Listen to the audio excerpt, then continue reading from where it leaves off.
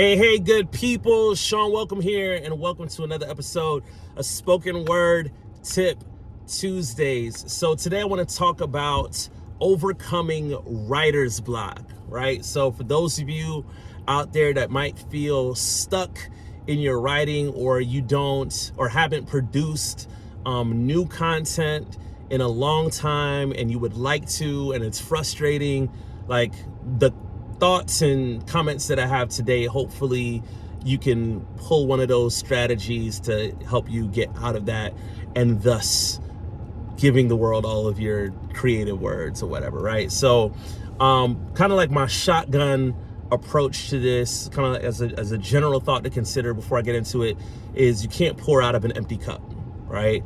I think it's really important that we're constantly reading or listening to podcasts or whatever it is that feeds our minds, so that we have something to kind of like pull from when it comes to like being creative, right?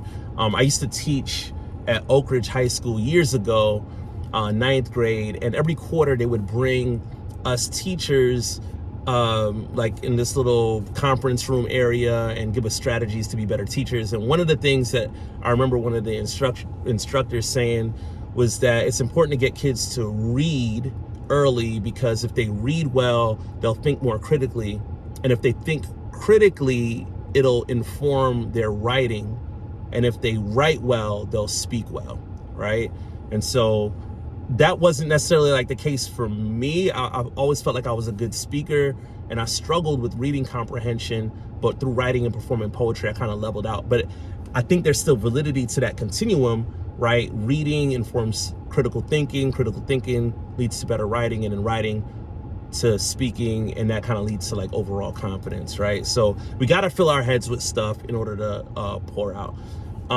For those that feel stuck, I kind of feel like we're always thinking of things, right? But for one reason or another, we feel like what we're thinking about is not worthy of being put on the page or worthy of being spoken, right? So it's not that we're not thinking of things a lot of the times, it's just that confidence to say, oh, this isn't good enough. And the only thing that I can source for why we would think that way is if we're comparing that content to some other poem or some other poet or some of your own previous works, right?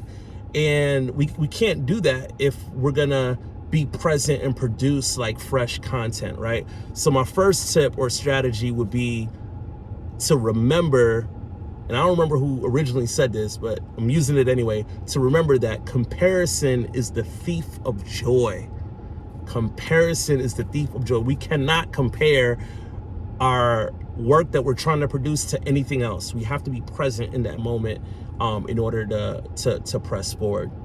And I struggled with this myself early on in my career as a poet, right? I would be like, oh man, this ain't, like, I'm guilty of it too, right? Like, you always want to kind of like one up yourself. And there's some good in that, like striving to be better and all that kind of stuff. But one of the things that helped me get over like overthinking what I wrote was to tell myself that I'm the goose that lays golden eggs, right? Like, it's not the content, it's like who's producing the content that's of value, right? And so once I started telling myself it doesn't matter what I produce, it's gonna be a golden egg. Like it's gonna be good, because I don't write poems, I am a poet, right? It's not like an act, right? So I think some of that mindset will help overcome a lot of that self-doubt, to think of yourself as the source for which only good content comes out of, right? So you are the goose that lays the golden eggs. And the last tip or strategy that I think will be helpful is to borrow a story. Like, there's nothing, at least in my opinion, there's nothing wrong with pulling from existing content as a catalyst to produce your own work. I've done that so many times with, like, say I'm about to write a poem, I stay on Google, y'all. I'll be like Googling stuff and, fact checking stuff and, looking at different words. Like I use tools that are out there. I don't think there's anything ingenuine about that, like when you're in the creative process. So like Manji, I have a poem about Dashrath Manji where I tell his story. You can Google that. Rio, about the 2016 Summer Olympics, had their very first refugee Olympic team, right? That's like another fascinating story that I borrowed from to talk about my great grandmother and about her legacy and running her race. Orange Blossoms, about a young lady who was sex trafficked for 7 years and eventually got out. Inspiring story. Major Key, which is the poem about Daryl Davis.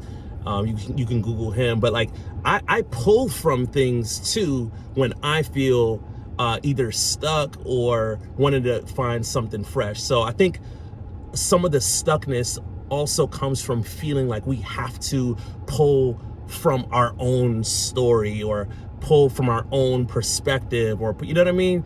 And I think that that's not always necessary. Like there's a lot of dope content that is already out there that you can kind of pull the essence from as a catalyst to kind of get your engine started. So I hope that's been helpful. Remember, the comparison is the thief of joy.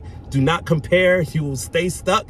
Consider yourself the goose that lays the golden eggs. Like you are a poet. You don't just write poems like that kind of help get over that self-doubt. And it's totally okay, at least from our perspective, to borrow a story. Like look at what's out there or pay attention to something that you heard that speaks to you as a way to kind of kickstart getting out of writer's block. All right, hope this has been helpful. Till next Tuesday, peace, love, and poetry.